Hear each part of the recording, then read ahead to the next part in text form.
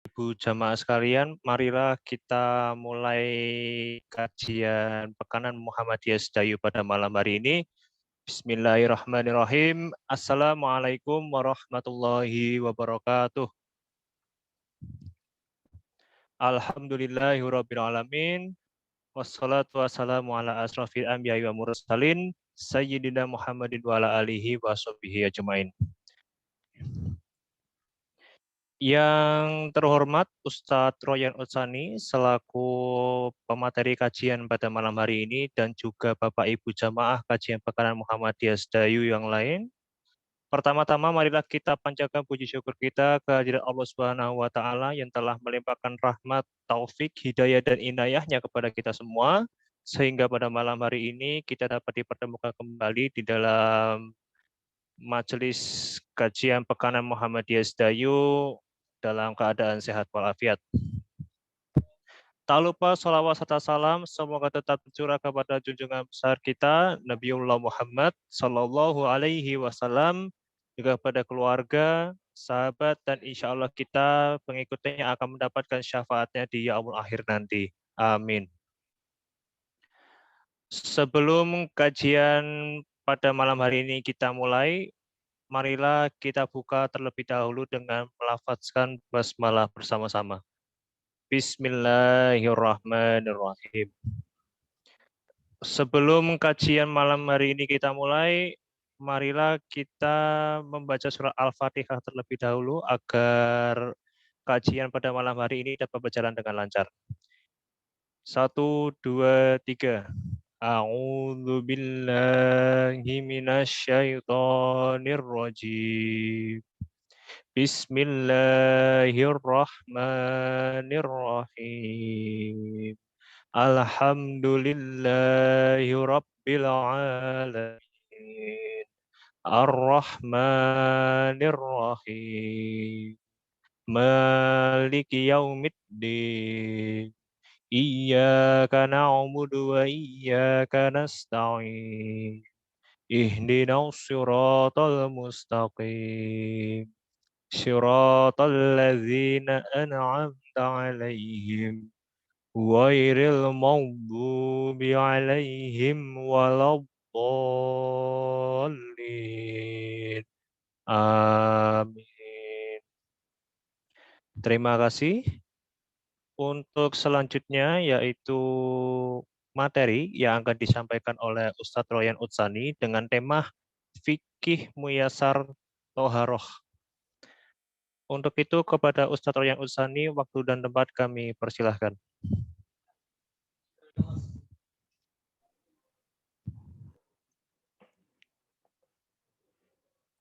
Bismillahirrahmanirrahim. Assalamualaikum warahmatullahi wabarakatuh. Alhamdulillahilladzi hadanil hada wa ma kunna linahtadiya laula an hadanallah. Asyhadu an la ilaha illallah wa asyhadu anna Muhammadan abduhu wa rasuluhu la nabiyya ba'dah. Allahumma shalli ala Muhammad wa ala alihi wa sahbihi wa walah. Bapak Ibu yang dirahmati Allah, ini asatidzah. Alhamdulillah pada malam hari ini kita dipertemukan Allah Subhanahu wa taala dalam keadaan sehat walafiat. Kita diberikan nikmat iman, nikmat Islam, nikmat kesempatan sehingga kita bisa menghadiri kajian Zoom ini. Mudah-mudahan apa yang kita lakukan memperoleh ridha dari Allah Subhanahu wa taala dan dijadikan sebagai amal kebaikan kita di hari akhir nanti. Salawat serta salam kita haturkan pada junjungan kita Nabi Muhammad Sallallahu Alaihi Wasallam, pada keluarganya, para sahabatnya, para pengikutnya. Mudah-mudahan kita termasuk pengikutnya yang senantiasa istiqomah sampai akhir hayat nanti. Allahumma amin. Bapak Ibu dirahmati Allah, pada malam hari ini saya diberi amanah untuk menyampaikan tentang fikih muyassarah, fikih sederhana, bahasanya seperti itu. Kita coba belajar sama-sama, ya. Di sini ada asatidzah saya di Mualimin, ya. Ada Ustadz Sarir, Ustadz Irfan, dan banyak sekali Ustadz banyak ya Ustadz YouTube seperti itu. Baik, saya bisa share screen, ya. Mas Oke, alhamdulillah. Silakan Ustaz. Ya, mudah-mudahan kajian kali ini diberikan kelancaran dan bisa beristifadah ya dari kajian ini. Allahumma amin. Oke, baik. Bapak Ibu yang dirahmati Allah, kemarin sudah saya sampaikan tentang fikih, ya. Nah, mungkin ada yang belum atau ada yang kemarin belum join ya atau belum sempat hadir, kita akan review ya. Saya matikan kamera saya biar lebih lancar ya. Oke. Ya. Jadi kemarin sudah saya sampaikan tentang arti fikih secara bahasa, secara istilah, bahwa fikih adalah suatu kefahaman, harus faham, tapi dengan asumsi yang faham yang mendalam seperti itu. Kalau tidak mendalam, tidak dinamakan fikih. Ada orang mengatakan api itu panas, yaitu pengetahuan yang umum. Langit itu di atas, mungkin anak kecil saja tahu, tetapi fikih ini adalah ya pengetahuan, ya pemahaman yang mendalam seperti itu. Ya, kita lihat ya Allah berfirman, qalu ya Syuaib manafqahu katsiran mimma taqul.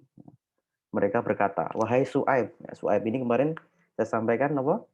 Jadi Syuaib ini adalah kaum yang diutus untuk negeri Madian gitu ya, kaum Madian ya. Kaum yang berbuat culas, curang, seperti itu. Ya, jadi wahai Syuaib, ya, kami nggak banyak memahami tentang apa yang kamu katakan ya. Kami nggak paham apa yang kau katakan itu kami nggak paham. Di sini ada kalimat fakoha ya, nafkoh ya, kita nggak paham.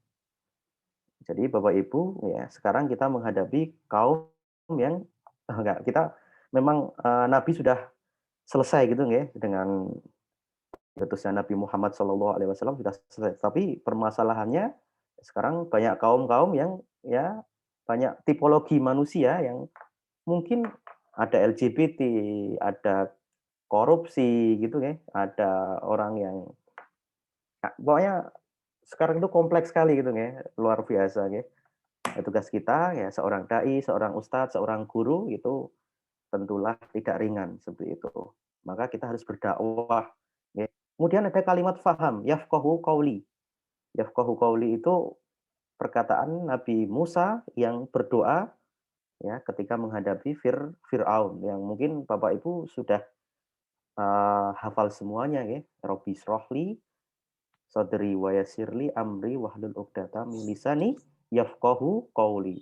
Supaya apa? Ya, mereka paham perkataanku. Nah, ini ada kalimat faham di sini. Ada kata-kata faham. Kemudian ada juga di dalam Al-Qur'an ya. Sabbihu lahu as-samawatu as-sab'u awal ardu wa ma fihin wa in min syai'in illa yusabbih bihamdi walakin la tafqahuna tasbihahum. Jadi langit, tujuh, kemudian bumi, semua itu bertasbih dan memuji Allah. Cuman kita nggak paham cara mereka bertasbih. Karena apa? Kata ulama, karena perbedaan bahasa gitu kayak. Kita nggak paham ya, tumbuhan, binatang itu kita nggak paham. Tapi mereka semuanya memuji Allah Subhanahu wa Ta'ala. Mereka bertasbih, ya, meskipun ada manusia yang nggak mau memuji Allah, meskipun ada manusia yang tidak bertasbih. Tapi semua makhluk hidup, ya, baik tumbuhan, hewan, semuanya yang ada di langit dan bumi, masya Allah ya, itu bertasbih kepada Allah Subhanahu wa Ta'ala, memuji Allah. Nah, kemudian kita review ya. Jadi kalau kita mau pergi ke toko buku, ya mungkin kita nggak akan menemukan kalau kita tanya pada penjaganya, Pak saya mau buku tentang ilmu sholat. Ya mungkin bahasanya bukan ilmu, tetapi fikih sholat seperti itu. Nggak akan kita jumpai ilmu sholat. Oh, berarti apa? Di dalam Islam itu kalau kita itu berilmu, dituntut untuk faham seperti itu. Apalagi ilmu puasa, jarang kita temui, jarang kita jumpai. Yang ada adalah fikih puasa, fikih, zakat. Ya, ilmu zakat mungkin jarang ya, tetapi kalau fikih zakat, jadi dalam Islam itu kita dituntut untuk berilmu, sekaligus kita dituntut untuk faham. Dan fahamnya tentu faham yang mendalam seperti itu. Baik Bapak Ibu yang dirahmati Allah, ini review yang kemarin ya, apa itu fikih secara bahasa dan secara istilah. Tentu fikih itu ya menurut jumhur ulama, kemarin ada pengertian dari Imam Abu Hanifah, ya ma'rifatu malaha wa ma'alaiha kata Imam Abu Hanifah. Tapi ini kata jumhur ya rata-rata mengatakan ilmu tentang hukum syariat, ya, khusus yang syariat, ya, terkait dengan amal perbuatan dan gali dari dalil-dalil yang terperinci seperti itu. Jadi di sini ada batasan. Kalau kita ingin mengatakan seperti ini. Sekarang ini yang lagi viral itu apa? Yang lagi booming kira-kira? Radikal. Berarti kalau kita itu pengen mengetahui, berarti apa itu radikal? Harus ada konsepsinya, harus ada apa? Konsepsi, harus ada pengertian. Jadi tidak hanya asal mengucapkan, kemudian ada orang yang latah, kemudian orang gampang sekali broadcast dan lain sebagainya. Jadi orang harus paham apa definisi supaya kuat keilmuannya, supaya apa? Supaya dia ya kuat keilmuannya ya, supaya ada jamik dan maniknya seperti itu. Ya, ofensif, defensif seperti itu. Tentang hukum syariat. Ya, ya. Jadi yang selain syariat dikeluarkan dulu ya, seperti itu. Contohnya logika atau kebiasaan manusia ini ya kemudian ada naudzubillah ilmu perdukunan gitu ya. Ilmu perdukunan ya kita keluarkan ya, ya bukan termasuk fikih. Yang kedua, fikih itu harus terkait amal ya biasanya ya. Tapi kalau ilmu yang tidak membahas tentang amal ya dikategorikan ilmu yang lain. Kalau dulu Imam Abu Hanifah memasukkan ya akidah itu masuk, kemudian ilmu kalam itu juga masuk dalam fikih. Maka dinamakan fikih akbar seperti itu. Tapi ulama membatasi, oh berarti hanya yang terkait amaliyah, hanya yang terkait dengan amal perbuatan. Ya, kalau kalau dalam bidang akidah, ilmu hadis, ilmu kalam itu bukan namanya fikih seperti itu. Yang ketiga, ya, ilmu itu harus didapat atau digali, ya, disimpulkan melalui ijtihad Quran dan Sunnah. Karena kita tahu bahwa ada dua sumber hukum yang muttafaq alaihi, ya. Ada dua sumber yang itu ulama itu sepakat, ya, dan itu ada di dalam hadis Rasulullah Shallallahu Alaihi Wasallam, ya, Al-Quran dan Sunnah. Ya, kalian tidak akan tersesat selamanya kalau berpegangan teguh sama Al-Quran dan Sunnah seperti itu. Maka kalau mimpi ya bukan dinamakan fikih. Oh, saya mimpi ketemu katakanlah ketemu siapa ya kalau mimpi ya. Jadi ya jangan berharap mimpi ya kalau di Indonesia nanti bisa diapakan gitu ya. Mimpi bukan wangsit apalagi itu ya. Jadi ilmu ini didapat ya, dari Al-Quran dan Sunnah. Kalau kita ketemu kalau kalau kita temukan dalam kitab primbon, nah itu enggak termasuk. Atau kitab Jawa, enggak termasuk. Kitab kerajaan, di situ ada hukumnya, ya tidak termasuk seperti itu. Yang terakhir yaitu dalil-dalil yang terperinci seperti itu. Al-adillah at-tafsiliyah, Quran, Sunnah, kemudian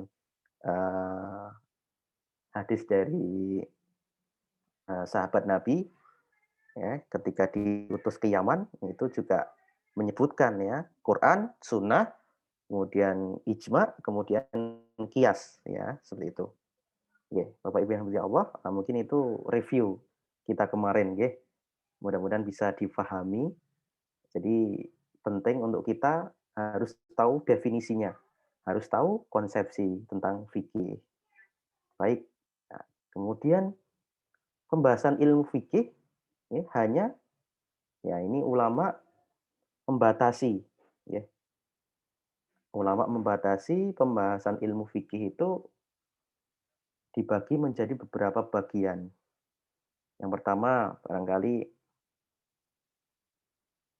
Toharoh itu termudah. Yang kita kaji malam ini termasuk apa Bapak Ibu? Termasuk fikih ibadah.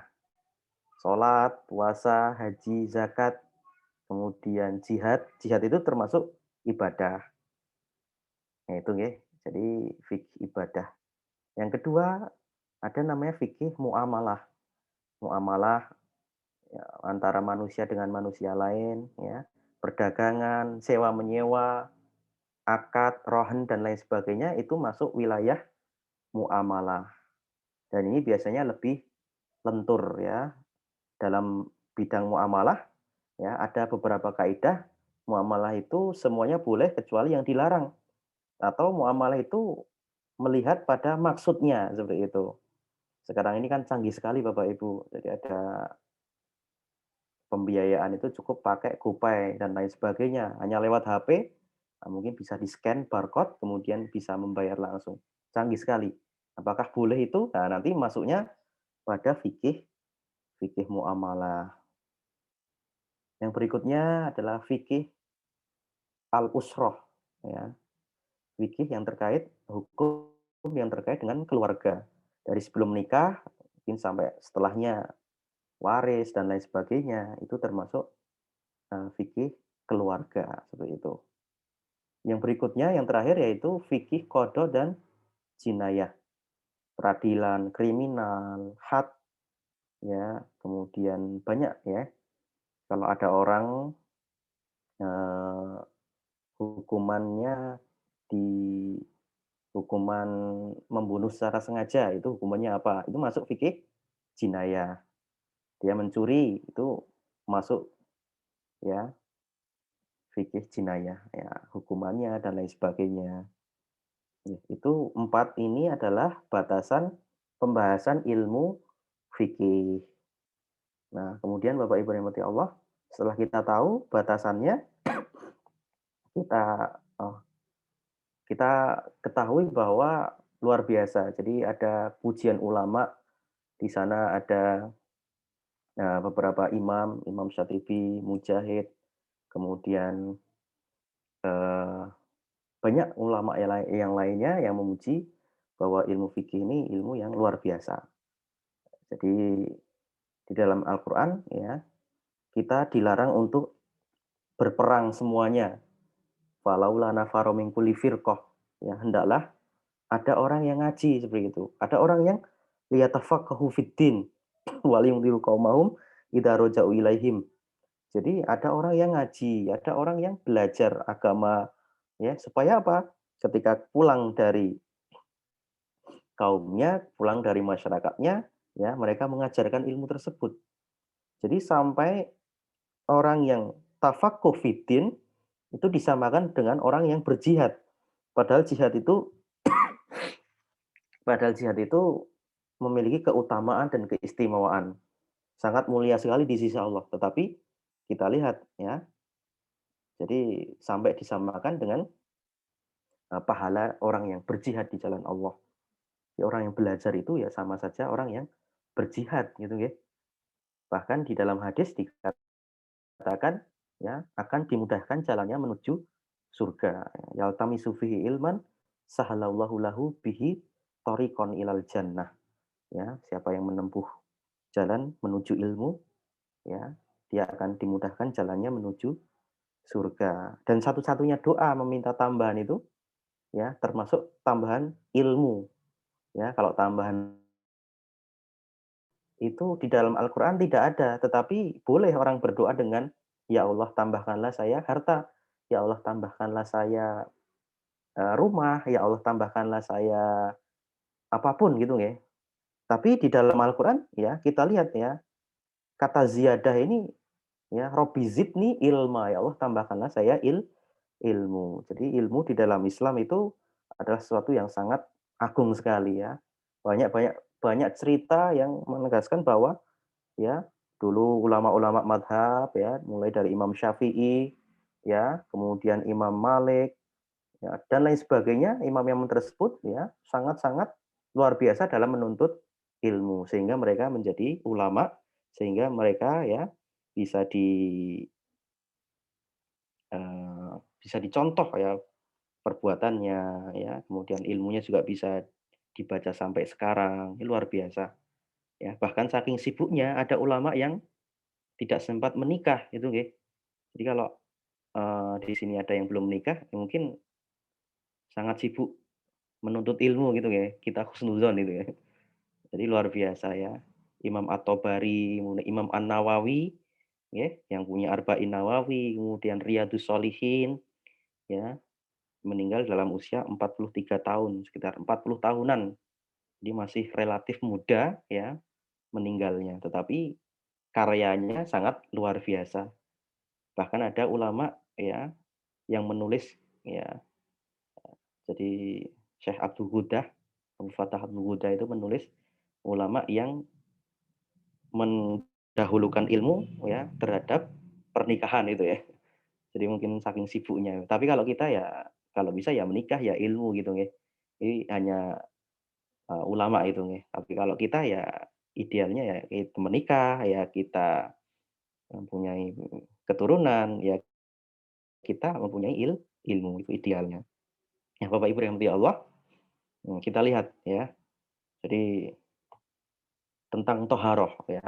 Ini pembahasan yang mungkin sangat sederhana, tapi kalau kita dalami nggih, secara seksama, maka kita lihat bahwa ulama-ulama itu kalau menuliskan suatu karya tulis, itu biasanya bab awal-awal itu tentang kebersihan hati, toharoh, kesucian, kemudian niat yang baik, seperti itu.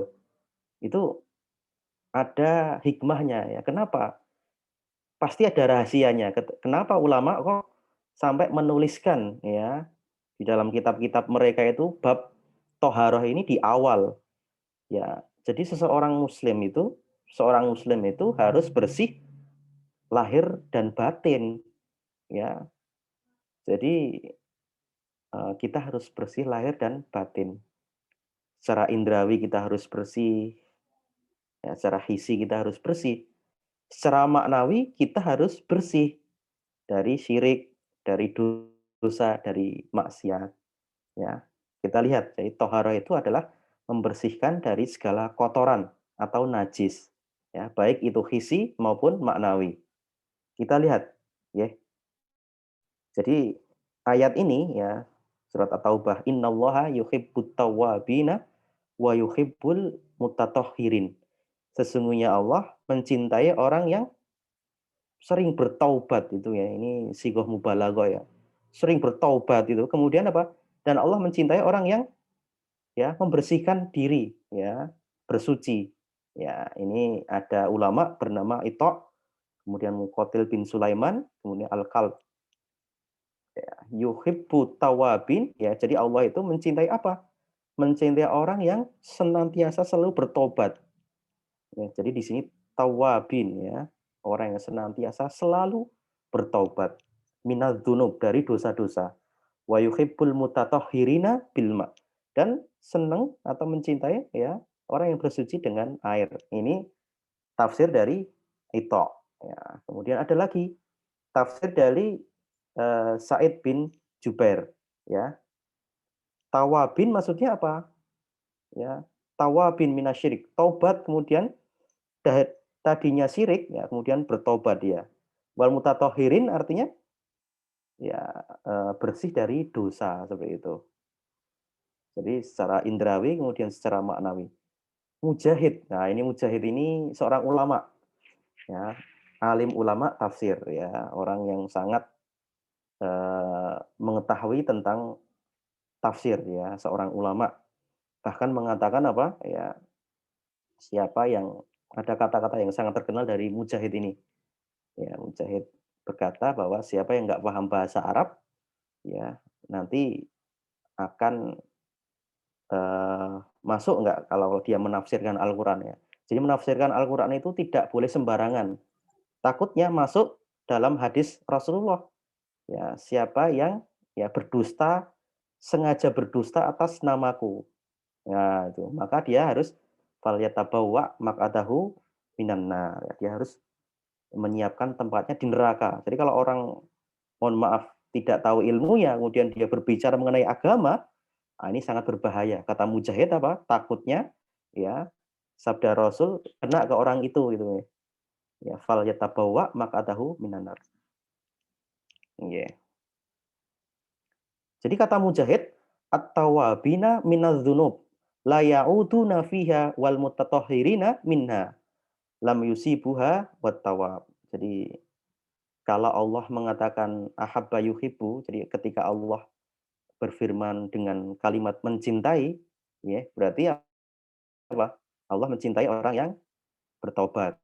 Allah mencintai orang yang membersihkan diri. Allah mencintai orang yang yuhibbul muhsinin, orang yang berbuat ihsan. Kemudian Allah mencintai orang yang sabar. Jadi kalau Allah sampai mencintai hambanya, luar biasa ya. Allah sampai membanggakan kepada para malaikat, wahai malaikat, saya mencintai fulan dan fulan, di dalam hadis seperti itu. Nah, ini Bapak Ibu rahmati Allah ya. Dalam hidup ini kita harus mencari cintanya Allah gitu ya. Kalau cintanya manusia ya terbatas, temporer sekali. Tapi kalau Allah sampai mencintai kita, itu luar biasa. Mudah-mudahan kita semua dicintai Allah Subhanahu wa taala. Allahumma amin. Nah, ini toharoh maknawiyah. Ini juga sangat penting ya. Ya, logikanya seperti ini. Jadi kalau badan kita itu bersih tapi iman kotor, kita berbuat syirik, nah ini bagaimana? Ini juga sama saja. Ya, kalau kita berbuat maksiat, kemudian kita syirik, maka di sini dikatakan, ya ayyuhalladzina amanu innamal musyrikuna najas, fala yaqrabul masjidal haram ba'da amihim hada. Wa in khiftum ailatan fasawfa yughnihimullahu min fadlihi insya'a. Innallaha alimun hakim. Wahai orang-orang yang beriman, sesungguhnya orang-orang musyrik itu najis. Di sini najisnya secara zahir atau secara makna, nggih. Nah ini. Jadi orang kalau kita ketemu orang kafir atau orang non itu, wah ini najis ini ya. Kalau kita disentuh, kita wudu gitu enggak? Jadi ada ulama yang mengatakan ini najis secara maknawi seperti itu. Karena dia masih syirik, masih menyekutukan Allah, ya, dan lain sebagainya. Nah, Imam At-Tabari meninggal tahun 305 Hijriah, ya, yang dimaksud najis itu apa? Ya, kata Imam At-Tabari. Imam At-Tabari itu kata orang, ya kata ulama maksudnya, itu adalah Syekhul Mufassirin, syekhnya para mufasir seperti itu. Jadi belum disebut mufasir, belum disebut ahli tafsir, kalau seseorang itu tidak merujuk, tidak mereferensi kepada Imam At-Tabari seperti itu. Tadi saya mengatakan bahwa Imam At-Tabari luar biasa, ya, Syekhul Mufassirin. Yang dimaksud najis adalah tidak mengakui wahdaniyatullah, ya, tetap dalam kemusyrikan. Ya. Kemudian ada ulama yang menambahkan penjelasan ini. Yang dimaksudnya adalah junub tapi tidak mandi ya, seperti itu kan, tidak mandi besar ya. Oleh sebab itu ya dilarang masuk Masjidil Haram. Kalau Bapak Ibu sedang menunaikan ibadah umroh ataupun haji, yaitu kalau mohon maaf pilotnya itu beragama non ya, itu biasanya tidak sampai Madinah. Ya, biasanya itu sampai Jeddah, nanti begitu Jeddah ke Madinah kalau dengan pesawat ya itu biasanya ganti dulu pilotnya seperti itu. Dan ini sering ditanyakan oleh anak-anak kita nggih. Jadi kenapa kok orang musyrik itu dilarang masuk ya? Kok nggak ada orang musyrik, kok nggak ada orang non di Haram, Mekah dan Madinah? Karena ada larangan ini. Fala yaqrabul Masjidil Haram ya. Jadi di sini ya ulama setempat ya, kemudian didukung oleh pemerintah kerajaan bahwa orang musyrik itu, orang non itu tidak boleh masuk ya tanah haram seperti itu. Jadi ada pemeriksaan seperti itu. Nah, Bapak Ibu yang dirahmati Allah, maka toharoh secara maknawiyah ini adalah ya bersih dari maksiat, syirik, ya, kemusyrikan dan lain-lain. Nah, jadi iman kita harus bersih seperti itu. Baik, Kemudian Bapak Ibu yang dirahmati Allah, ini slide-nya saya. Ini kira-kira gambar apa gini? Ini ada yang pernah meneliti tentang ini. Jadi ini tepatnya di Hotel Ina Garuda Beach di Kabupaten Sukabumi di daerah Pelabuhan Ratu. Ya, jadi di pinggir Pelabuhan Ratu ada pantai-pantai itu ya. Itu di samping ya pantainya itu ada Hotel Ina Garuda Beach seperti itu. Dan di situ mohon maaf ya. Nah, karena saya pernah meneliti ya di Pelabuhan Ratu itu luar biasa Bapak Ibu. Ini katanya Nyi Roro Kidul gitu ya, Masya Allah ya. Dan ini tidak hanya beberapa orang, banyak orang ya yang memasukkan fotonya itu kalau mau jadi cantik itu dimasukkan ke kamar ini gitu ya. Naudzubillahi min dzalik. Dan kalau dia itu mau laris jadi artis itu ini di kalangan artis banyak sekali ini. Kamar 308 seperti itu ya. Ini serba ya dihiasi dengan hijau-hijau itu ya. Konon katanya apa? Di sini Ratu Pantai Selatan itu ya, setiap malam Jumat itu datang ke sini itu ya. Untuk tilik ya, seperti itu. Masya Allah ya, naudzubillah min dzalik ya. Tidak hanya artis, banyak juga, mohon maaf, anggota dewan, kemudian banyak orang yang kaya raya itu juga banyak yang naudzubillah ya, masih melakukan kesyirikan ya. Orang dari luar kota, dari Jakarta, dari Bandung, dari kota-kota besar ini luar biasa. Sebelum pandemi atau setelah juga ada banyak seperti itu. Ini luar biasa ya. Jadi jangan sampai ya diri kita ya tercemari dengan dosa-dosa syirik dan lain sebagainya ya. Ya, maka itu toharatu secara maknawi kita harus bersih dari syirik ya. Ya. Wah, ini atau orang yang minta-minta di kuburan ya, minta kepada ahli kubur maksudnya. Kalau mendoakan boleh. Karena dulu ada uh, istilahnya Rasul pernah melarang orang ziarah kubur, kemudian Rasul membolehkan. Ya, ala fazurha fa innaha tudzakirul maut. Jadi, aku pernah melarang kalian untuk berziarah kubur. Tapi sekarang lakukanlah karena dia bisa mengingatkan kita pada kematian seperti itu. Ya boleh kalau kita ke kuburan ya hanya sebagai pengingat kematian gitu ya. Ya, kemudian kita ya sebatas ziarah dan lain sebagainya. Tapi kalau kita sampai minta kepada ahli kubur, ada yang ada di dalam kuburan itu ya nggak boleh seperti itu. Nah, itu bisa terjerumus dalam kesyirikan, kemusyrikan dan lain-lain. Nah, dalam masalah akidah kita harus hati-hati ya Bapak Ibu rahmati Allah. Ya, ini banyak sekali ya masyarakat kita yang mungkin tidak tahu gitu ya. Ya, ini padahal juga kalau saya pernah ditanya, ini kalau orang yang meninggal katakanlah di laut, kecelakaan pesawat itu pertanyaannya itu berada di alam kubur apa seperti apa itu? Saya jawabnya juga bingung gitu. Yang jelas ya orang-orang itu berada di alam barzah seperti itu ya. Alam barzah itu ya belum tentu di kuburan itu ya. Tapi yang jelas dia berada di alam alam barzah ya. Itu. Jadi kita harus bersih ya secara maknawi ya.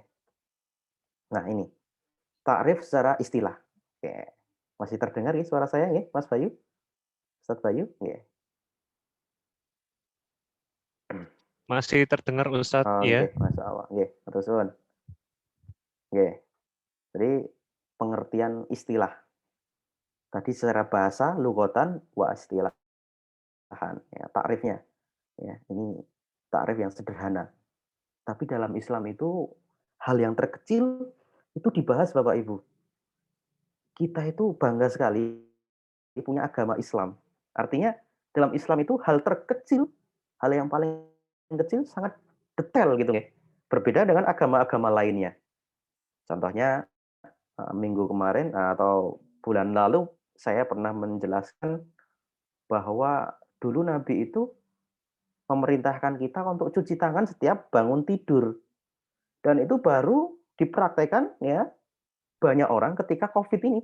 Kemana-mana cuci tangan, kemana-mana cuci tangan, gitu kan. Jadi kalau kita itu bangun tidur saja disuruh cuci tangan, apalagi setelah beraktivitas, ya tambah suruh cuci tangan, ya. Ya, Nabi bersabda ya, jika seorang di antara kalian itu bangun dari tidurnya, jangan mencelupkan, ya, jangan istilahnya itu tangannya itu jangan menyentuh apa-apa gitu ya, sebelum dia mencuci ya. Karena nggak tahu dia itu kemana tangannya itu. Ya, maka luar biasa dalam Islam itu hal yang terkecil ya sangat sangat detail. Oleh sebab itu kita harus yakin ya bahwa ajaran Islam itu ajaran yang syamil, kamil gitu nggih.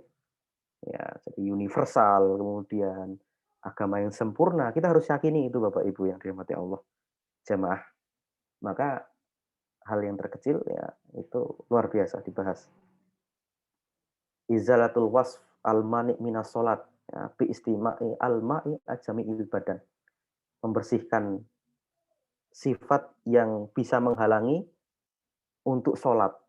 Iya. In kana al-hadas akbar. Kalau hadas akbar itu dengan mandi tentunya. Wa in kana hadasan asghar yakfihi murur ala a'dha'il wudu. Kalau dia mohon maaf hadas kecil katakanlah kena muntahan bayi gitu nggih. Itu cukup dipercikan saja yang kena muntahan bayi. Atau mohon maaf kita buang air kecil ya, kena mohon maaf percikan urin dikit sekali, maka kita harus membersihkannya yang kena percikan seperti itu. Tidak usah kita mengganti semuanya baju, mengganti semua celana seperti itu, ya. Kecuali kalau kita itu nanti ya yakin bahwa oh semuanya kena najis, ya. Jadi dalam Islam itu hal-hal yang seperti itu perlu kita ketahui. Bapak Ibu rahmati Allah, kalau hadas besar itu dihilangkan dengan mandi. Artinya dia harus mandi, ya mandi junub seperti itu. Ada beberapa sahabat, ada seorang sahabat yang berperang ya, di jalan Allah. Kemudian beliau terluka gitu ya. Nah, ini terluka kemudian tanya kepada sahabat.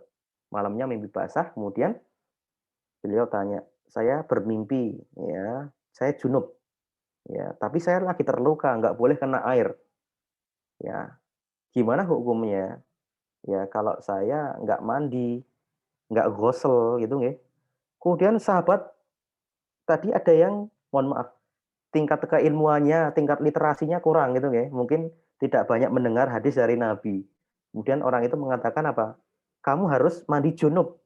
Ternyata orang yang terluka tadi, yang berperang, kemudian dia baru junub tadi, dia mandi junub, kemudian dikatakan orang itu meninggal Bapak Ibu. Wah ini kemudian dilaporkan kepada Nabi Muhammad SAW. Nabi sampai, Masya Allah, ya kenapa nggak tanya, ya padahal dia cukup, ya cukup tayamum ya, cukup ya mengganti mandinya tadi karena dia lagi terluka itu. Nah, di sini dikatakan bahwa dia itu lagi keadaan darurat itu ya. Kalau dia mandi kena air ya dia bisa meninggal. Ya betulan ternyata meninggal. Maka Rasulullah ketika itu sangat sedih sekali, sangat menyesal. Jadi obat ketidaktahuan itu bertanya, ya. Obat ketidaktahuan kata Nabi bertanya. Ya, Bapak Ibu rahmati Allah, maka kalau kita nggak tahu katakanlah hukumnya apa, ya, ya kalau yang terdekat kita tanya pada ulama yang menguasai. Kita ragu tentang vaksin katakanlah, kita harus tanya pada orang yang mempunyai literasi yang baik, ya, mempunyai ilmu yang baik, baik itu ilmu kesehatan, baik itu ilmu agama, ya, sehingga kita tidak hanya taken for granted, ya, kita tidak hanya wah ini bahaya ini hasil itu, wah ini jangan-jangan ada chipnya ini vaksinnya ini, jangan-jangan ini adalah suatu proyek ya dari Bill Gates katanya. Ini adalah proyek dari Cina gitu kan. Ini ada proyek, ada perang dagang ini, vaksin ini ya seperti itu. Nah, kalau kita literasinya baik, insya Allah kita juga tidak terjerumus gitu ya. Fa in faqadal ma, apabila nggak dapat air, nah seperti itu ya, tadi saya sudah jelaskan, au ajaza anhu istiqmal ma yanubu anhu, bisa yang mewakili seperti itu, ya. Kalau kita nggak bisa berwudu pakai air, ya cukup tayamum ya, dan lain sebagainya. Oke. Bapak Ibu dirahmati Allah. Nah ini, at-thaharatu tahtaju ila syai'in yatatahharu bih. Ya, harus ada yang bisa membersihkan, ya. Kemudian salah satunya adalah dengan air, ya. Air ya yang bersih ya. Tohir fi dzatihi mutahhar. Jadi suci dan mensucikan seperti itu. Oke. Seperti air hujan juga boleh, air embun itu ya. Wassalji wal barad. Atau air yang mengalir. Nah, ini jadi kalau air yang mengalir itu kemungkinan suci, kemungkinan. Meskipun ya ada tercampur kotoran dikit, tapi kalau mengalirnya secara deras itu ya, air sungai itu lebih banyak sucinya Bapak Ibu yang dirahmati Allah. Ini saya admit juga dulu. Oke. Tapi kalau air banjir gimana, Mas? Air banjir, ulama mengatakan, eee, kalau memang tidak ada air bersih lainnya ya boleh gitu ya, berwudu dengan air banjir karena sifat aghlabiyah ya. Jadi karena dia banjir kan mengalir itu ya, deras dan itu ada tercampur ya, dimungkinkan dia suci seperti itu. Ya, kalau tidak ada air bersih lainnya gitu kan. Nah, Bapak Ibu yang dirahmati Allah, nah ini dalam tubuh manusia itu sekitar 55 sampai 78% itu air, seperti itu. Maka air ini menempati sesuatu yang sangat penting dalam kehidupan manusia. Binatang, tumbuhan, semua butuh air. Allah berfirman, "Wa yunazzilu 'alaikum minas sama'i ma'an liyutahhirakum bih." Ya, wa anzala minas sama'i ma'an tahur. Allah menurunkan ya air dari langit yang itu tuhur suci. Kemudian doa kita ketika doa iftitah ya, Allahumma ksilni minal khotoyaya bil ma'i wasalji wal barad. Kemudian pernah suatu ketika Nabi ditanya, "Oh ini kalau saya wudhu pakai air katakanlah air gelas ini wahai Nabi." Ketika itu berada di laut itu atau di danau para sahabat dengan Nabi. Nanti saya kalau wudhu dengan air ini, saya habis nggak bisa minum. Nggak mungkin saya minum air laut itu, nggak akan kenyang gitu. Bahkan saya akan haus terus. Kemudian, kalau saya berwudu pakai air laut gimana wahai Nabi? Kata Nabi, tohur ma'uhu khillul maitatuhu. Air laut itu tohir, boleh, suci. Dan bangkainya pun halal seperti itu. Jadi bangkai laut, apapun itu hewannya, asalkan itu binatang laut, ya ulama mengatakan itu halal semuanya seperti itu. Ya, meskipun ada ulama yang mengecualikan itu ya. Kalau najis, jijik, itu bertaring itu enggak. Tapi kalau ulama sebagian besar mengatakan, kalau dia itu binatang laut, atau hidup di air katakanlah, dia hukumnya halal, seperti itu. Apapun bentuk ikannya, seperti itu. Apapun hewannya, Masya Allah. Ini luar biasa.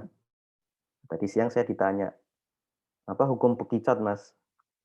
Saya sebenarnya mau jawab, tapi beliau mengatakan ini, karena saya itu penghasilannya ya hanya dari bekicot ini ya.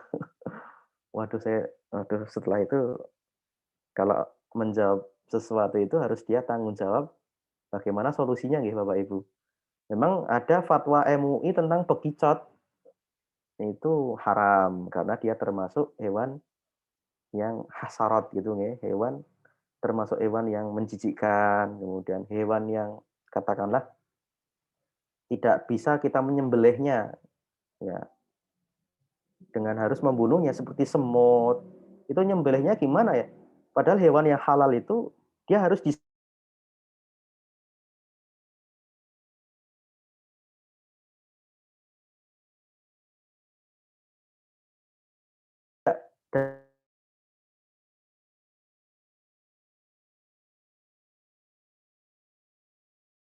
dan itu hewan yang menjijikkan dan lain sebagainya, maka MUI mengatakan bekicot itu haram seperti itu. Tapi ulama Malikiyah mengatakan bekicot itu boleh karena dikiaskan dengan belalang seperti itu. Tapi ulama seperti ulama Syafi'iyah, ulama Hanafiyah, ulama Hanabilah itu rata-rata mengharamkan seperti itu. Ya, Bapak Ibu yang dirahmati Allah. Maka ketika kita menjawab harus hati-hati nggih. Karena dia penghasilannya hanya dari itu, mungkin kita arahkan ke yang lain ya. Kalau ada usaha yang lain, ya silahkan yang lain. Tapi kalau memang ya ada ulama yang memang tidak mengharamkan, ya seperti ulama Malikiyah. Bapak Ibu rahmati Allah, falam tajidu ma'an fatayammam. Jadi tayamum ya boleh ya. Soi dan toiba ya dengan debu yang bagus seperti itu. Ini luar biasa dalam Islam dibahas secara detail ya tentang fungsi air. Ya, kalau nggak dapat air kita harus ngapain? Nah, itu semuanya dibahas di dalam agama Islam. Ini karakteristik ya khosois agama Islam itu yang pertama Robbani. Ya, dia dari Rob. Di agama Islam itu agama yang kita harus Robbaniyah. Ya, yang kedua Syumuliyah. Syumuliyah itu mencakup semuanya. Kemudian Waqi'iyah. Waqi'iyah itu yang terjadi kondisional gitu. Artinya betul-betul waqi'iyah ya. Apa yang terjadi saat ini ya dibahas. Akhlakiyah ya. Bagaimana kita harus berakhlak ya. Kita harus mempunyai sifat-sifat yang Allah turunkan kepada makhluknya, robbani gitu nggih. Ini kita harus mempunyai akhlak yang robbani, artinya apa? Kita harus mempunyai sifat yang robbani, yang Allah turunkan. Rob itu artinya bisa mendidik ya. Adzabani Robbi fa ahsana ta'dzibi ya. Kita dididik oleh orang tua itu dididik oleh guru itu dididik oleh gurunya lagi dididik oleh siapa? Tentu yang ngajarin agama adalah Rasulullah Shallallahu Alaihi Wasallam. Rasulullah dari siapa? Ya, adzabani Robbi fahsan ta'dzibi. Ya. Allah yang mendikku, kata Nabi, maka pendidikan dari Allah itu adalah sebaik-baik pendidikan. Ya, Rasulullah ya tidak boleh dididik oleh manusia. Kalau dididik oleh manusia ya jadinya mohon maaf ya, kadang salah, kadang benar ya. Seperti saya, kadang sekarang salah, besok mungkin bisa benar atau sekarang benar, besok juga bisa salah. Karena yang mendidik manusia. Tapi kalau yang mendidik Allah ya Rasulullah, Masya Allah ya, luar biasa ya. Maka Nabi suatu ketika Nabi hanya ingin melihat pasar malam Bapak Ibu. Hanya ingin melihat apa? Pasar malam itu. Yang nggak tahu mungkin isi pasar malamnya seperti apa ya. Kemudian Rasulullah apa? Dikatakan di dalam sebuah riwayat, ketika itu saya mengantuk sekali sehingga saya tertidur. Masya Allah. Jadi hanya mau melihat pasar malam saja ya sama Allah tidak boleh gitu ya. Enggak. Kemudian bangun-bangun apa? Terik matahari yang sangat luar biasa.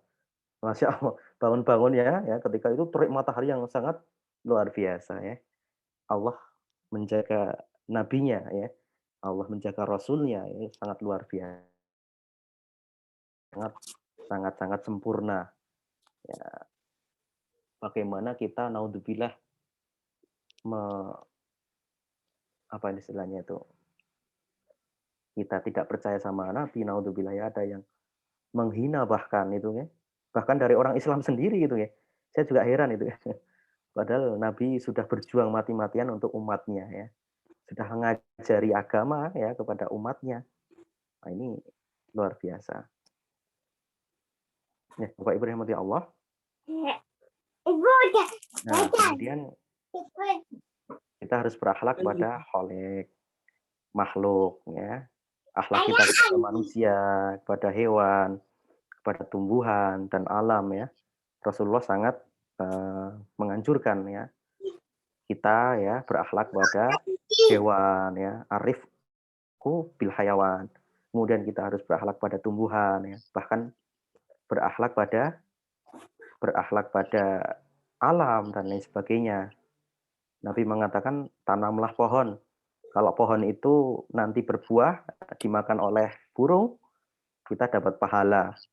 Ya, kita harus meneladani akhlak Rasulullah Shallallahu Alaihi Wasallam, ya.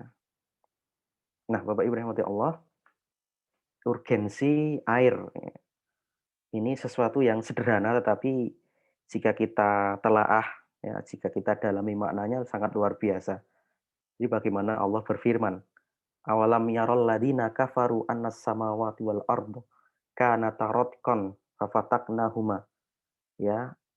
Dan apakah orang-orang kafir nggak tahu bahwasanya langit dan bumi itu adalah suatu yang padu, kemudian kami pisahkan antara keduanya. Jadi ini ayat surat Al-Anbiya ayat 30 ini ada ulama yang mengatakan ini teori Big Bang ini sudah dibahas di dalam Al-Qur'an, ya. Bahwasanya ilmuwan dari Inggris, ya, Stephen Hawking itu menemukan baru-baru saja itu, nggih. Bahkan Stephen Hawking, ya, ketika menemukan teori Big Bang, ya tidak malah beriman, ya. 2015 Stephen Hawking ditanya di majalah Perancis gitu, nggih. Apa kata Stephen Hawking, ya, ulama yang katanya IQ-nya paling ulama ilmuwan maksudnya, ilmuwan yang IQ-nya katanya ya di bawah Einstein dikit, ya, hampir menyamai Einstein. Ya, kata beliau apa, "There is no God," ya. Nggak ada Tuhan, ya, 2015. Tapi begitu 2018 apa, jadi sekarang dibalik itu ketika Stephen Hawking meninggal dunia itu, ya, there is no Stephen Hawking gitu, ya. Ya luar biasa ini, ya. Jadi semakin pintar seseorang itu harusnya dia semakin beriman, ya, semakin pintar, ya, gelar akademiknya semakin nambah, semakin dia dapat gelar profesor itu, nggih, semakin dia beriman kepada Allah, ya, bukan malah sebaliknya, ya. Ya, teori Big Bang sudah dibahas dalam Al-Qur'an. Kemudian yang sangat menarik apa Bapak Ibu rahmati Allah? Wa ja'alna minal ma' kulla syai'in hayy. Dan dari air, ya, kami jadikan segala sesuatu itu hidup. Wah, ini luar biasa sekali, ya. Dan dari air kami jadikan segala sesuatu yang hidup, ya. Afala yu'minun, ya.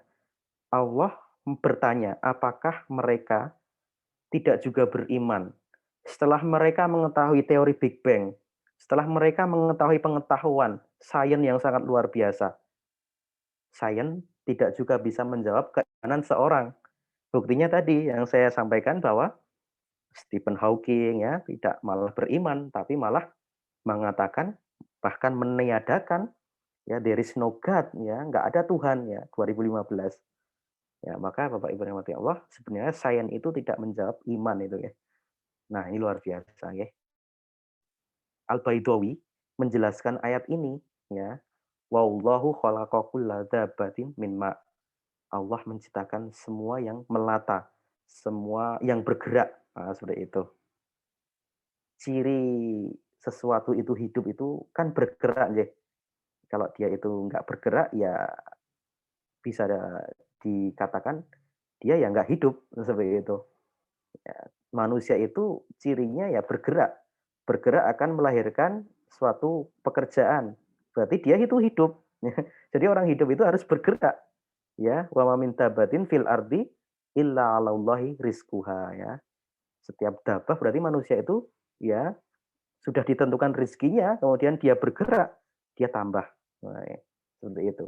Jadi kalau mau rezekinya tambah, ya gerak itu nggih. Maksudnya gerak. Nanti kalau waktu pas setelah corona ini insya Allah. Oke, Bapak Ibu yang Allah, maka ada beberapa problematika permasalahan, ya. Jadi kelangkaan air, ya, keterbatasan air, ya. Bahkan Al-Qur'an sendiri di dalam surat Al-Mu'minun, ya, nah itu kami juga akan mungkin bisa menghilangkan air tersebut, bisa menguranginya, seperti itu. Ini kan suatu yang sangat luar biasa. kemudian konsumsi air kotor ya, di berbagai wilayah di daerah Indonesia itu konsumsi air kotor Bapak Ibu yang dirahmati Allah. Maka nggak higienis, nggak bersih. Kemudian pencemaran sungai ya. Dulu sungai-sungainya katakanlah bersih, sekarang Masya Allah ada limbah pabrik, kemudian Masya Allah banyak sekali permasalahan-permasalahan yang ada. Kemudian konflik ya, perebutan sumber daya air. Wah, ada di daerah mana gitu ya, yang itu airnya jernih sekali, maka di situ berebut. Padahal manusia itu berserikat 3 hal ya, yang salah satunya adalah air. Ya, air itu nggak boleh dimonopoli seorang gitu. Air itu nggak boleh, "Ini punyaku itu, ini sungaiku," gitu ya. Kalau orang yang seperti itu, ya seperti Firaun. Firaun itu ngaku Sungai Nil itu adalah ini loh, sungaiku gitu ya. Wadi al anhar gitu ya. Ini sungaiku yang mengalir gitu ya. Masya Allah. Nah, Bapak Ibu rahmati Allah. Yang kelima, ya banjir. Ya ini banjir ini sudah biasa gitu ya di Indonesia. Bahkan mungkin hampir setiap tahun ya, banjir yang mungkin Kalimantan itu jarang sekali kok Kalimantan kok banjir. Ya mungkin ada yang nebang hutan dan lain sebagainya. Jarang sekali ya Bapak Ibu Kalimantan banjir itu ya. Yang sering banjir biasanya Pulau Jawa dan lain sebagainya. Tapi Kalimantan bisa banjir. Kata BNPB ya, bencana alam paling sering di Indonesia ya itu adalah banjir. Sampai 4.000 kali banjir dari tahun 1918 ya 1920-an gitu nggih. Sampai ya 2021 ini. Sampai 4.000 kali lebih bahkan itu banjir. Ternyata bencana alam yang paling sering di Indonesia adalah salah satunya banjir. Itu adalah problematika kita. Nah ini bagaimana kita mensikapi air, kemudian sumber daya air dan lain sebagainya. Ini kata Profesor Samsul Anwar, ya, Ketua Majelis Tarjih, ada nilai dasar. Nah ini kalau sudah nilai dasar, wah luar biasa. Ya, jadi nilai dasar dari air itu apa? Membuat kita itu bertauhid kepada Allah. Kita itu semakin bertauhid bahwa apa? Kita diberikan air, ya kita harus menyembah Allah. Resikonya gitu ya. Konsekuensinya kita menyembah pada Allah yang esa. Yang kedua apa? Setelah kita diberikan air oleh Allah, ya, la in syakartum. Ibrahim ayat 7 semua sudah hafal. Kita bersyukur pada Allah. Yang berikutnya, kalau kita diberi air, ya, dalam nilai dasar air itu apa? Di situ adalah keadilan atau hak asasi manusia. PBB sampai menyebutkan bahwa air itu adalah hak asasi manusia, Bapak Ibu yang dirahmati Allah. Jadi kalau itu sampai dikuasai oleh orang tertentu dan itu dimonopoli, ya itu gimana hak asasinya gitu ya, HAM-nya gimana itu ya. Kalau orang barat, dia kemana-mana kampanye HAM, tapi dia sendiri yang melanggar HAM gitu ya. Contohnya Bapak Ibu, orang barat itu kemana-mana kampanye HAM. Ya, tidak semua negara barat tentunya ya, ada beberapa negara barat, kemana-mana kampanye HAM. Tapi dia melanggar HAM, rasis. Ada orang hitam, ya diperlakukan dengan tidak adil, wah seperti itu. Kemarin baru ada kasus orang hitam, ya mohon maaf ya saya sebut orang hitam. Orang yang berkulit hitam di Amerika ditembak lagi setelah kejadian Black Lives Matter itu. Hmm, kemudian keluarganya dikasih santunan 200 miliar Bapak Ibu. Ya, bahkan orang barat sendiri ya nggak konsisten kadang-kadang ya. Tapi dalam Islam, Islam konsisten, ajarannya luar biasa. Kita ciptakan manusia dari laki-laki dan perempuan ya. Yang paling bertakwa adalah yang paling baik di sisi Allah adalah yang paling bertakwa. Kemudian kita moderasi, efisiensi, peduli ya. Kita harus berbagi, harus berderma. Boleh derma air ya, luar biasa. Ya. Sedekah air itu, sedekah sumur, sedekah air, hal yang bersifat air, itu pahalanya luar biasa besar Bapak Ibu rahmati Allah. Ya, bahkan Utsman ya kita lihat sampai membeli sumur. Nah, kalau saya orang Jawa nggih, maksudnya saya orang Jogja. Saya bertanya-tanya, "Ha nek gur tuku sumure kabeh wong iso?" Nggih mboten. Kalau beli sumur, kalau orang mau bangun rumah itu beli sumur saja bisa kok. Tapi pertanyaannya ini bukan sumur biasa. Di Madinah ya, untuk ngebor jadi sumur itu perlu Masya Allah, dalam luar biasa. Jadi mungkin harus ditembak itu nggih. Tidak di Jalan Kaliurang itu 4 meter aja keluar air kok. Tapi kalau di Madinah, wah ini dengan tanah seperti itu, ya mungkin dalam airnya nggih. Untuk membuat sumur itu luar biasa. Maka betul kata sejarah bahwa sumurnya Utsman itu nilainya miliaran, Utsman bin Affan, ya. Ada yang menyebut bahwa Utsman bin Affan itu harta cashnya harta cashnya itu 6 triliun kalau dikalkulasikan, kalau ditimbang. Itu belum yang disedekahkan. Maka beli sumur itu miliaran itu ya, Utsman bin Affan itu. Saya pernah bertanya pada orang Madinah, penduduk asli Madinah, "Kamu punya sumur nggak?" Kemudian beliau menyatakan, "Saya nggak punya sumur, karena rumah saya itu rumah susun," gitu ya. Sumur itu luar biasa kalau punya sumur ya. Nah, Bapak Ibu yang dirahmati Allah. Nah, ini kita berderma air itu luar biasa pahalanya. Jam berapa ya Mas Bayu ya? Saya berbicara. Oke, masih ya? Jam 9 Ustadz. Oke, nggih. Masih nyimak nggih insyaallah. Nanti kalau mamanya mau di-cut nggih boleh nggih, atau nanti, tanya jawab boleh. Nah, ini Bapak Ibu yang dirahmati Allah, kemudian nilai dasar tadi ya diturunkan ke prinsip universal, al-usul al-kulliyah. Di sini ada keterlibatan publik ya, musyarakah al-mujtama, kemudian penyusunan skala prioritas, ini air ini prioritasnya mana, ya konservasi air dan sampai apa, implementasinya, al-ahkam al-far'iyah. Nah, ini kita lanjut saja nggih. Air sumber kehidupan, jelas niki nggih. Tadi saya katakan bahwa 55% sampai 78% tubuh kita terdiri dari air, ya. Wa yunazzilu 'alaikum minas sama'i ma'an, ya. Nah, ini ramah air, ini al-iktisad fil wudu ini sih, al-iktisad fil jadi jangan sampai kita boros, Bapak Ibu yang dirahmati Allah, jangan sampai kita boros ya dalam penggunaan air. Ya, membetulkan keran atau sambungan pipa yang bocor. Ini penting karena bulan ini saya membetulkan keran dan itu terasa sekali nih di, pembayaran listrik gitu. Bulan ketika keran saya agak bocor itu, 200 hampir 300 ya, tapi kalau pas saya betulkan itu ternyata KC-nya banyak nih. Oh ini, ada artis yang omongan public figure, itu tagihan listriknya 17 juta itu. Saya bilang, "Waduh ini kok kayak punya waterboom ini." Jadi mungkin ada yang bocor ya mungkin sampai 7 biasanya berapa? 6 sampai 7 juta itu mungkin ada yang bocor ya mungkin. Salah satunya kalau bisa ya kerannya dibetulkan ya, sambungan pipanya juga jangan sampai bocor ya. Hemat ya. Di Timur Tengah saya pernah membaca iklan itu Qatratul miyah alati qatratul miyah la ta'ud gitu nggih. Jadi setetes air itu enggak akan kembali sampai seperti itu. Setetes air ya yang sudah menetes itu tidak akan kembali, seperti itu. Nah, ini luar biasa bagi mati Allah.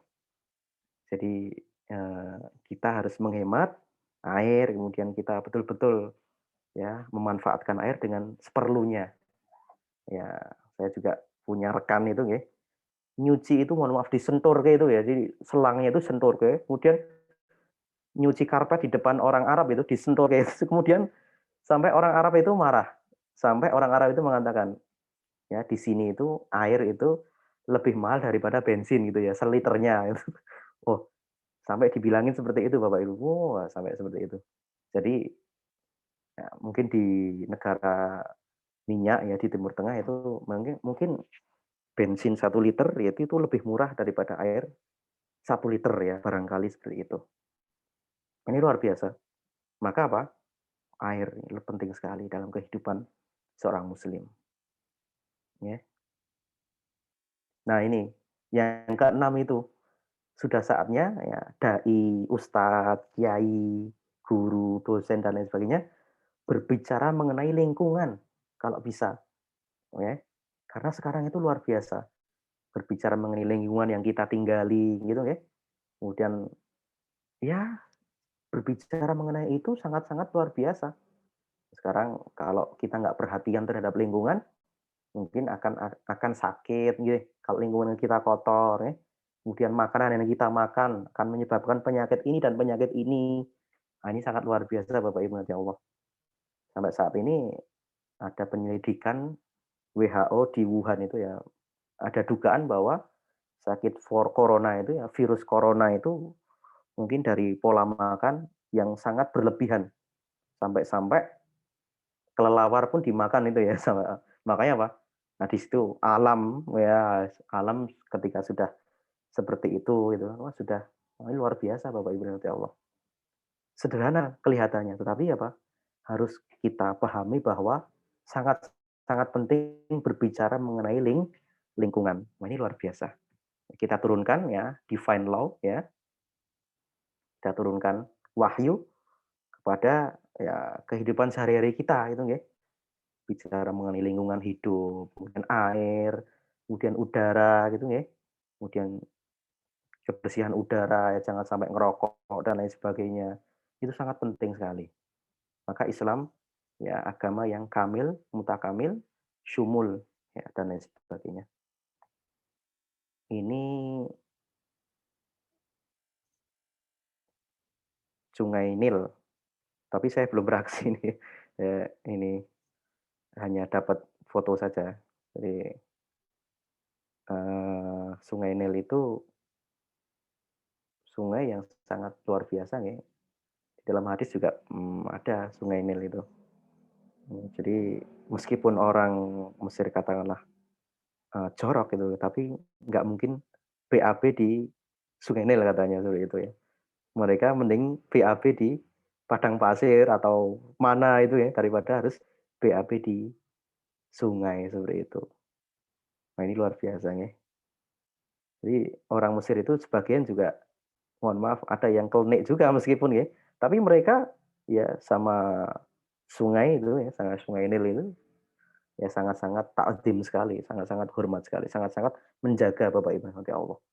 Karena sumber kehidupan ya rakyat Mesir itu Sungai Nil ini. Nah, mungkin kita lanjutkan dengan tanya jawab ya, Mas Bayu ya. Bapak Ibu yang mau menambahkan silakan, atau ada yang silakan.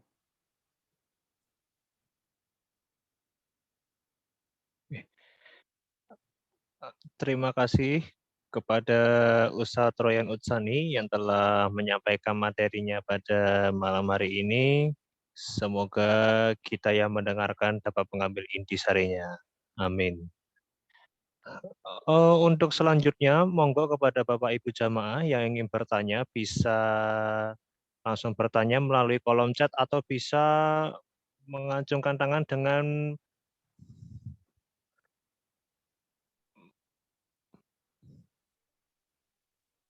mengangkat tangan melalui via Zoom. Monggo Bapak Ibu, ada yang ingin bertanya mengenai materi yang telah disampaikan Ustadz Royan tadi?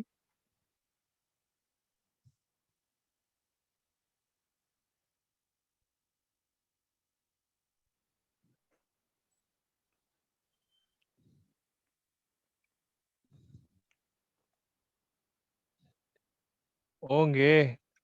Monggo Pak Syahrir. Ya, ya, makasih Mas. Assalamualaikum warahmatullahi wabarakatuh. Waalaikumsalam warahmatullahi wabarakatuh.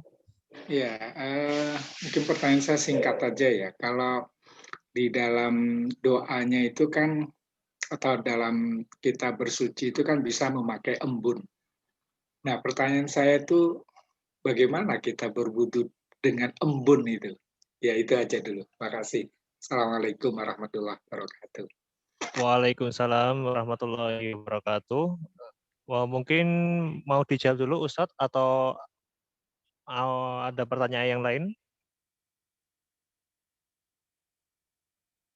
Saya derek. Oh, mungkin bisa dijawab dulu aja ya, Ustadz. Nanti yang bertanya bisa ditanyakan di kolom chat. Monggo Ustadz bisa dijawab dulu. Oke. Nah, terima kasih Ustadz Sahrir. Ini Ustadz Sahrir adalah Ustadz saya, jadi luar biasa ya beliau. Mudah-mudahan sehat selalu ya Ustadz. Tadi embun ya, kita ada doa dengan embun itu. Saya secara teknis tidak mengetahui bagaimana cara berwudu atau cara bersuci dengan embun. Tapi yang jelas kalau tidak ada air, ya di dalam riwayat itu memakai turab gitu.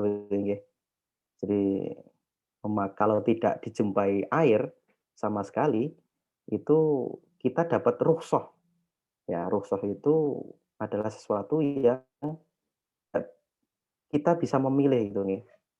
Contohnya, kalau kita nggak bisa Jumatan gara-gara zona merah katakanlah, atau gara-gara virus corona baru dahsyat-dahsyatnya ini, ya kita dapat rukhsah untuk mengganti sholat Jumat kepada sholat duhur seperti itu.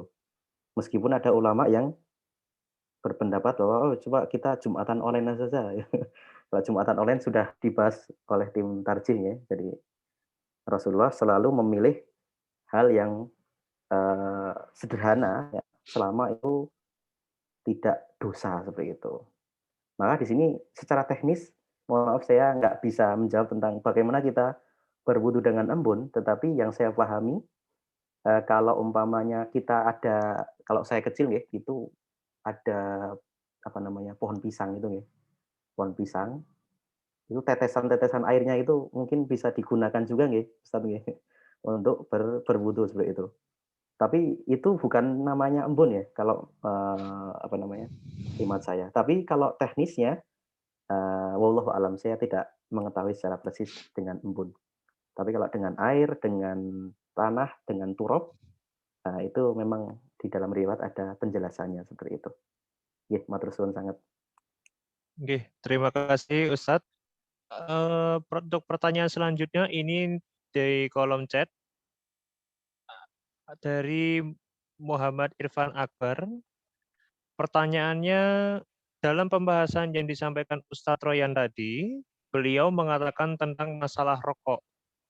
Bagaimana menyikapi dengan seseorang yang masih merokok, padahal itu bisa menyebabkan mudorot.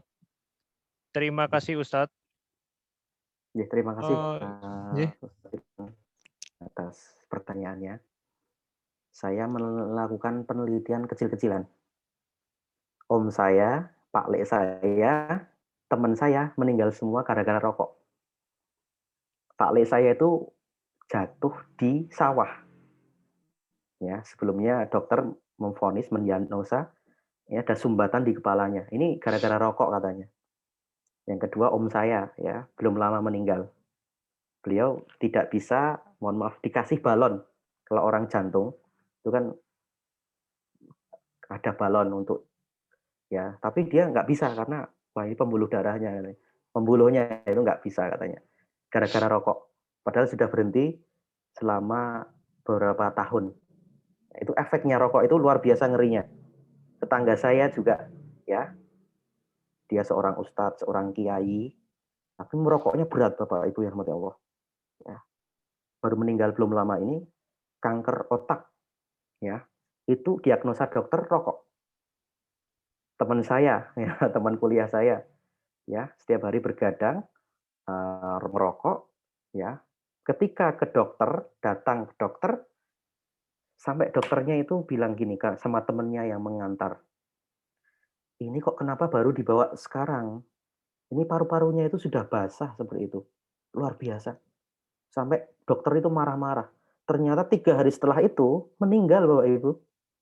Nah, ini kan sedih sangat, sedih sekali. Padahal masih masih muda, ya. Nah ini, itu yang pertama. Yang kedua, ya, saya nggak usah menyebutkan dalilnya, terlalu banyak dalilnya, ya.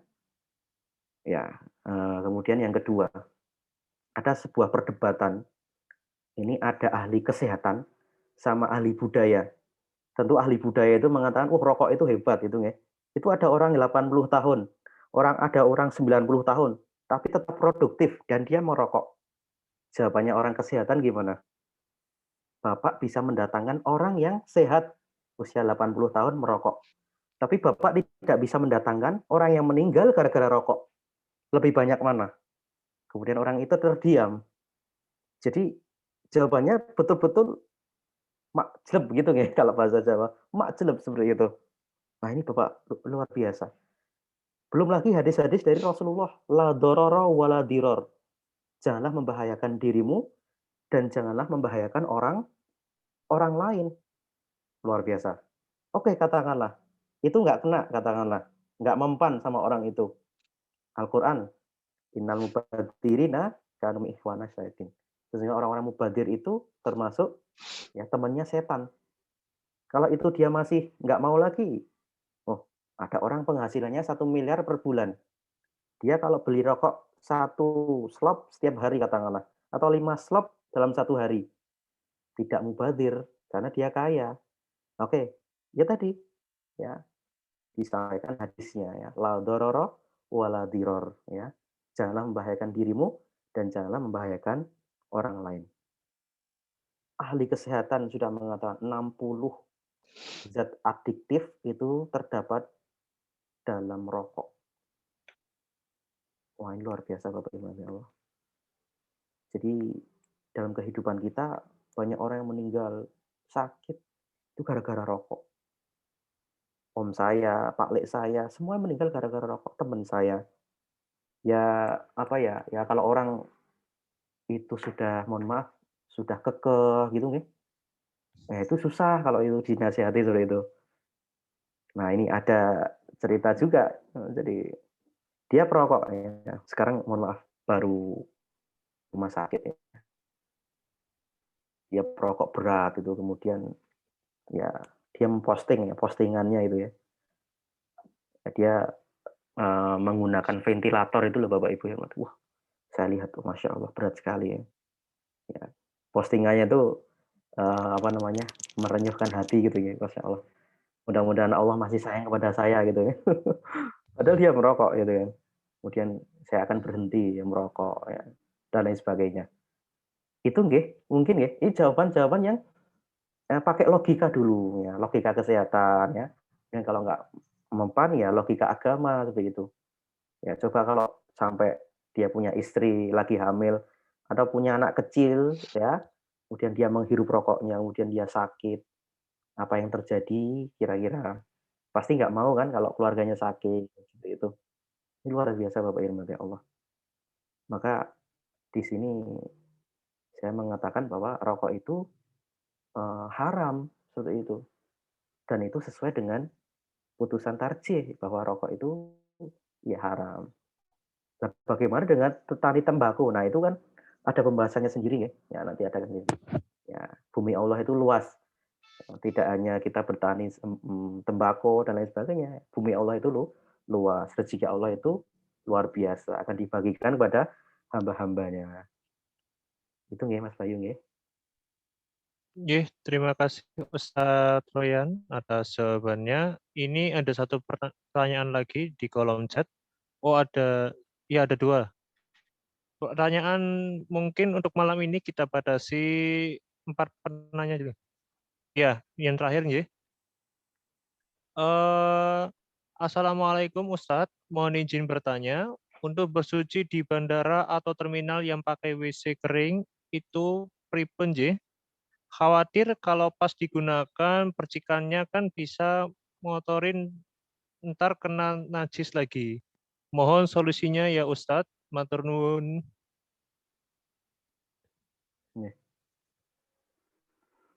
Kalau kita tidak memungkinkan, ini hemat saya, kalau kita tidak memungkinkan seperti itu, maksudnya tidak memungkinkan bersuci, berwudu, itu kalau menurut saya ya tayamum saja seperti itu.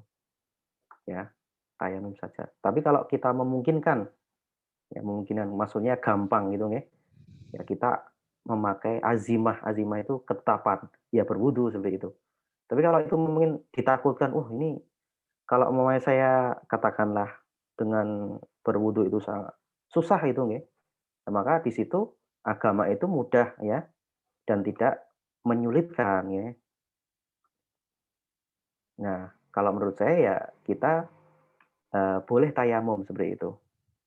Tapi ada ulama juga yang mengatakan kita boleh tayamum kalau betul-betul tidak ada air ya. Al-Quran mengatakan jikalau tidak mendapati air, ya kita boleh untuk bertayamum seperti itu. Itu ulama mengatakan kalau kita boleh bertayamum kalau kita menggunakan air itu sangat susah atau nanti kita bisa sakit. Nah, seperti itu.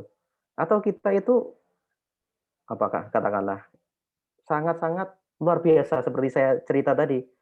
Ada yang junub, dia terluka ya, kemudian dia mandi, kemudian malah meninggal. Nah, itu jadi keadaan yang menyebabkan kita itu sangat susah, mungkin bisa sakit. Nah, maka kita boleh mengganti wudhu dengan tayamum seperti itu. Kalau menurut saya, ya, kalau memungkinkan, ya kita itu untuk wudhu, ya berwudhu saja. Sebenarnya wudhu itu boleh dilaksanakan, ya sebelum manjing, sebelum sholat. Contohnya, ketika saya mau berpergian keluar kota atau keluar negeri, katakanlah, saya boleh berwudhu dulu, Bapak Ibu yang dirahmati Allah. Ya, ini menurut beberapa ulama itu berwudhu dulu. Takutnya di sana nggak ada air seperti itu. Nah, kemudian bolehnya sholat, ya sholat jamak itu ketika kita dalam perjalanan, ya, bukan ketika di rumah itu sholat jamak. Ketika kita dalam perjalanan, ya baru boleh kita sholat jamak kosor seperti itu. Tapi ketika masih di rumah, ya kita hanya berwudu saja yang boleh. Gitu. Tapi kalau sholatnya, ya nanti ketika dalam perjalanan. Begitu nggih? Oke. Kemudian ada pertanyaan lagi. Bagaimana seorang pendidik yang latar belakang pendidiknya adalah pendidikan agama Islam, tapi ia merokok. Oke. Oke, baik. Jadi gini, Islam saya wal Muslim sayun ahor. Jadi Islam itu sendiri, ajaran Islam itu sendiri. Kalau oknumnya itu dibedakan. Oh, itu orang Islam tapi kok mencuri? Ya, berarti dibedakan. Oh, itu oknum. Kalau ada orang Islam tapi kok masih, mohon maaf, minum minuman keras, nah itu dibedakan, ya. Bahkan ketika minum minuman keras, ketika naudzubillah berzina, itu imannya diangkat. Ya, nanti setelah dia melakukan, baru dibalikkan lagi imannya. Nah, Allah sampai meniadakan iman seorang ketika dia berbuat dosa seperti itu. Nah, maka kalau menurut hemat saya, orang pendidik latar belakangnya itu pendidikan agama, dia tetap merokok, ya berarti literasinya atau ilmunya mungkin masih belum, ya kemudian pengamalannya juga masih belum, ya. Kemudian banyak hal yang eh, kalau kita mengatakan kok dia tetap merokok ya seperti itu. Mungkin tapi kalau menurut saya madhab itu rata-rata semua mengharamkan. Tidak ada yang sampai memubahkan. Rokok itu boleh itu saya belum pernah mendengar itu. Paling tidak makruh tahrim ya, seperti itu.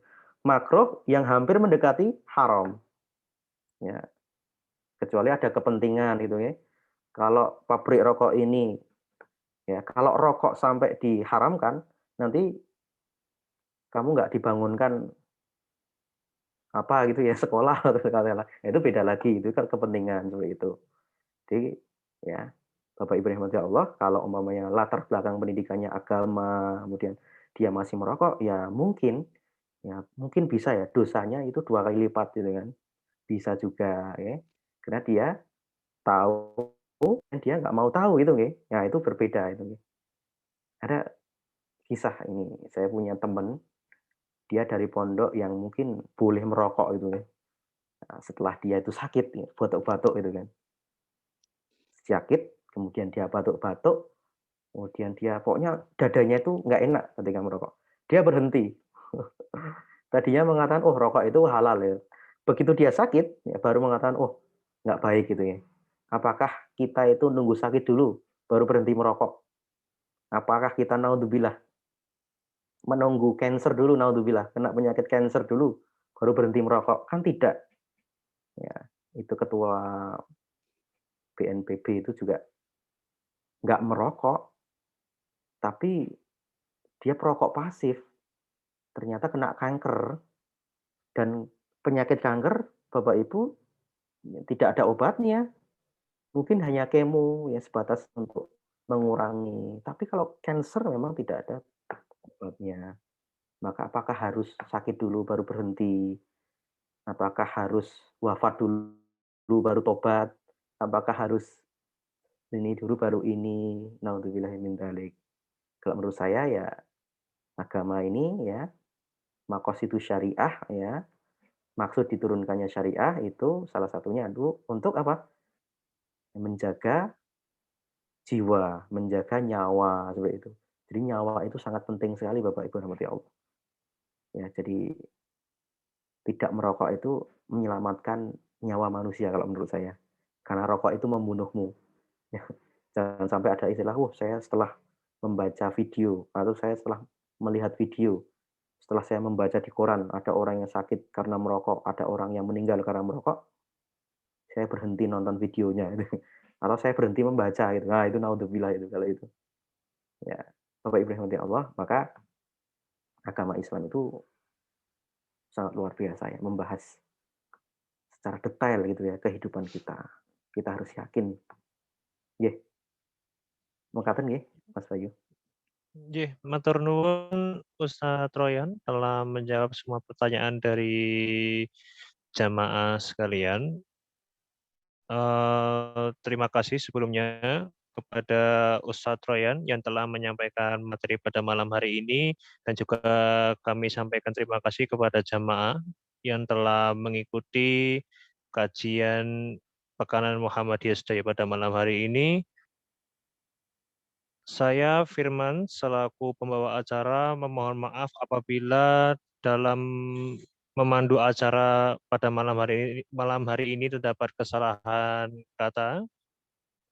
Sebelum kita akhiri kajian pada malam hari ini, untuk info kajian Pekanan Muhammadiyah Sedayu bisa dilihat melalui Facebook Lazismu Sedayu. Kemudian untuk Instagram bisa dicek di Instagram Lazismu Sedayu dan AMM Sedayu.